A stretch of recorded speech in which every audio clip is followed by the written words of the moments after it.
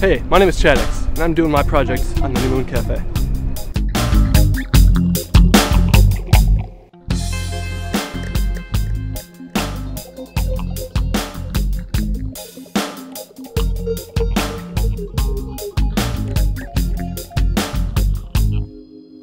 On the corner of Algoma and Main lies the New Moon Cafe. Established in 1995, this 16-year-old coffee shop is recognized for the great atmosphere, wonderful food, and great coffee.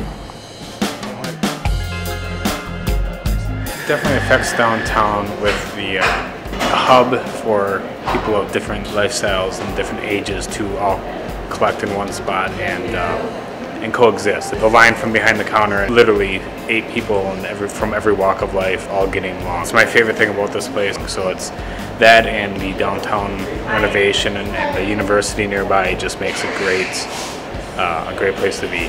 The atmosphere here is definitely accepting and playful. It's lighthearted. Employees are always having fun. Regulars are always in here. We have music at night. New art every month. It's a really nice, comfortable, fun place to be.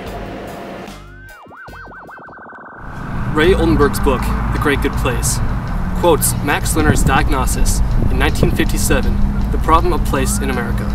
He quotes, "The question is not whether the small talent can be rehabilitated in the image of its earlier strength and growth, for clearly it cannot, but whether American life will be able to evolve any other integral community to replace it." So what does that mean? Well, I think America still needs to create that new form of community that Max Lerner was talking about. Typically, the presence of community is felt rather than bought. You cannot buy community, but you can form a community through personal connections. The more personal connections you have, the larger the sense of community grows. But you begin to notice in larger cities, you can rarely find that Wisconsin nice that you find so often in small towns. With cities that have more population, the sense of community begins to decline. I found a great quote that ties along with that. Paul Watchell in Bell's book quotes, "The more we lose community, the more we seek to find it through goods." How does that relate back to places like the New Moon? Well, you need places that are neutral enough to go and still feel that warming, welcoming presence that you typically can't find in neighborhoods nowadays. I mean, how many of you guys know all the neighbors around you? Probably not very many of you. Well, for instance, asking a girl to get coffee for the first time. You probably wouldn't say, "Hey, wanna come over to my house? I got some Folgers I could brew." Probably not. I think SEP might play in here.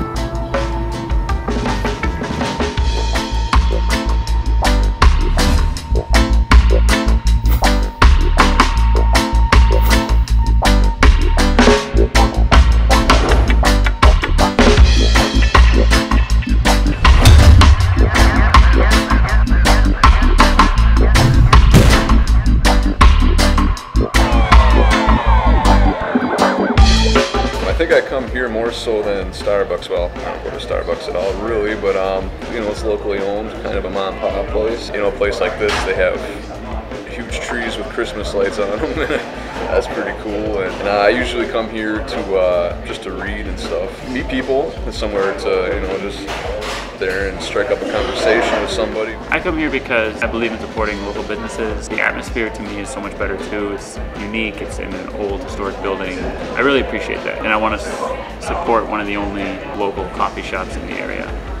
Clearly, there are many elements that make up the third place, but I chose the one I found to be most crucial in the image that New Moon portrays. I think that main characteristic is having a feeling that it's home away from home. You know, it's kind of a cool feeling, knowing that you have a place where you can go, escape distractions, observe and make social connections, and have great coffee within feet of you. In The Great Good Place, Ray Oldenburg also says that places like this have a presence that make you feel more welcome at those places than you normally would at a friend's house. I'm sure if you've been to the New Moon, you know what I'm talking about. Through my observations, I realized that with this neutral of a place playing host to so many activities like birthday parties, coffee, dates, lunch, you name it, it'd be tough to set up a community without a place like this. Well,